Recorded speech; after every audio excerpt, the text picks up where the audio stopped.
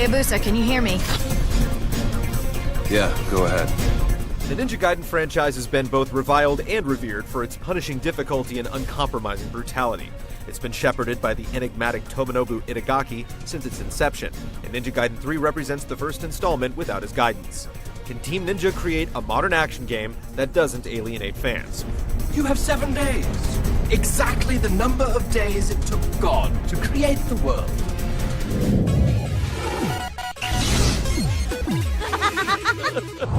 Who are you? An alchemist. Born again in the here and now. Despite few ties to prior games, the story in Ninja Gaiden 3 still manages to be just as off-the-wall and convoluted. It starts with a terrorist attack in London by a shadow corporation called the Lords of Alchemy, and by the final act, human cloning and DNA are somehow dragged into the fray. Ryu is regularly unmasked, and Team Ninja tries to show a more human side to the killing machine. His thousands of past murders are brought to bear, and we admire the attempt at something with a little more depth. Open your eyes, Ryu Hayabusa. Yet it's undermined by double crosses you see coming, and one implausible situation after another. Impressive. Crazy, but impressive. The bad guys seem to have no clear agenda, and making Ryu seem more human zaps him of his mystique. Hello, Kana. My name is Ryu. That means dragon. Kana, don't be so rude.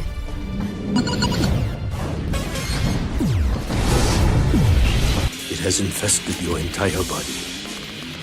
How do I get rid of it? It doesn't take long to discover the big changes in Ninja Gaiden 3's design. A once-branching tree has been pruned down to a trunk. Where you used to have a collection of weapons to master and upgrade, now you fight with static swords, a bow, and shurikens. While not all the weapons in past games were timeless, some of them ultimately became our blunt instruments of choice. Here, you have no choice. Don't worry about it. The level design has remained mostly unchanged. Caves and corridors give way to open areas for epic battles with scores of ruthless enemies. Getting lost is tough, and even if you do get spun around, you can click the right stick to light the path. With no branching paths or hidden secrets to find, you essentially go from one swarming battle after another connected by simple platforming sections. Boss fights are sprinkled in, and while they fail to reach the splendor of prior games, they still leave a lasting impression. I see you like fighting Watchdog. For the first time ever, a Ninja Gaiden game has online multiplayer, and there are 2 options to choose from. Ninja Trials is an action take on Horde as you and a friend attempt to survive waves of foes. Clan Battle is online team deathmatch for up to 8 players. The cooperative trials give you a finite number of lives and the ability to revive teammates. With just 10 missions to work through though, it won't keep your interest long, and there's no real twist to it. Competitive online starts out slowly, but you're able to level up your ninja into a powerhouse with a full complement of attacks and custom gear. It can be a little too hectic and random at times, and there's not much of an opportunity to utilize your ninja's full moveset. Yet it's also oddly addictive, and the moments where you square off with 1 or 2 players at a time really shine. While the arm-powered attacks are removed, you can still unleash ninpo magic and latency is minimal. The multiplayer in Ninja Gaiden 3 isn't going to light up your friends list over the long haul, but it braces a campaign that lasts around 10 hours. Remember, I'll be watching your back.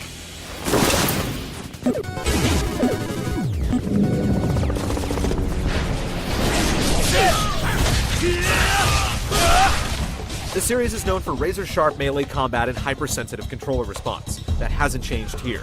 The connection between the player's hands and Ryu's sword is immediate as the massive ninja jumps, dives, drops, chops, and slices his way through throngs of thugs. Yet much like the game's design, the combat's been simplified. With no move list to consult, it's up to you to mix quick and strong attacks with jumping and analog stick movements to unearth the more eye-searing flourishes. But with a moderate difficulty level, there's very little incentive to do so. Most will end up spamming the same executions and combos over and over again. Things can go on autopilot at times, and we've managed to clear entire rooms of enemies without even looking at the screen. Something I need to finish first. Simplifications have come in other areas as well. Essence orbs have been excised, so that means no currency, no chests to open, and a new health system. Featuring a rebounding life bar, your only goal is to complete each skirmish without dying. While the old save system returns, checkpoints are a lot more plentiful. Ninpo magic has also been reworked. As you deal and take punishment, a meter builds that allows you to unleash a powerful room-clearing spell. And that's singular, because you only ever have one throughout the entire game. What have you done? You're late, Mr. Scary Ninja. Early on, Ryu's arm absorbs the dragon sword and it becomes cursed. This has its ups and downs. Sometimes it will make him sick and send things into slow motion. Other times it powers Ryu's attacks to a point where you can clear a handful of enemies with one button press. The whole mechanic comes off as a shallow replacement for the obliteration techniques found in prior games. So, how does it feel to suffer as all of your victims? It's obvious that Team Ninja has been playing a lot of Ninja Gaiden's contemporaries. Nowhere is this more evident than in the deluge of quick-time events scattered throughout the game. Whether you're soaring from a high perch, climbing a wall, finishing off an enemy, or fighting a boss the size of a skyscraper, there's a button that needs to be pressed before a hidden timer expires. They add nothing to the game, and the margin of error is far too generous. We've even pressed the wrong button without failing. Ninja Gaiden 3's gameplay could be a case of addition by subtraction, but this streamlined, more accessible approach discourages plumbing the depths of the combat. So much has been taken away and replaced with quick-time events. Ironically, it makes it feel more modern, yet nowhere near as engrossing. So this is what they were really after.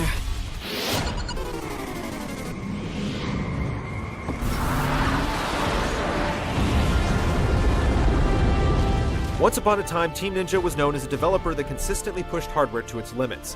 At this point, it's built an engine, and it's sticking with it. The technology represents something even the richest man can't buy. Still well ahead of the curve, it's capable of pushing some crisp textures, stunning effects, and plenty of enemies while running at a blistering clip. Facial animation is also a bright spot, but the environments can lack complexity and variety. Like everything else in Ninja Gaiden 3, the violence has been toned down. There's still plenty of blood spray, but limb removal and decapitations have been cut. Okay. If it weren't woven into the gameplay strategy in prior games, we wouldn't have missed it. This trickles down to the women, who, save for one, have managed to transcend the ridiculous proportions Team Ninja is known for.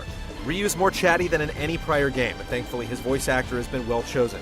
The same goes for the majority of the cast, as it does its best to save a script that has several moments that seem to have been lost in translation. Don't let it go to your head.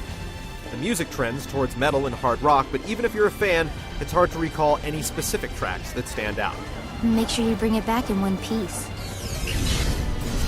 You were always fated to end in tragedy. Love it or hate it, Ninja Gaiden has always been a uniquely unflinching experience. Ninja Gaiden 3 is its attempt to find some middle ground, and it loses some of its identity in the process. On its own merits, it's an impressive action game with invigorating combat and memorable set pieces. As the first game in the series since Itagaki's departure, it's kinder, gentler, lighter, and a little less interesting. Why? Business, of course!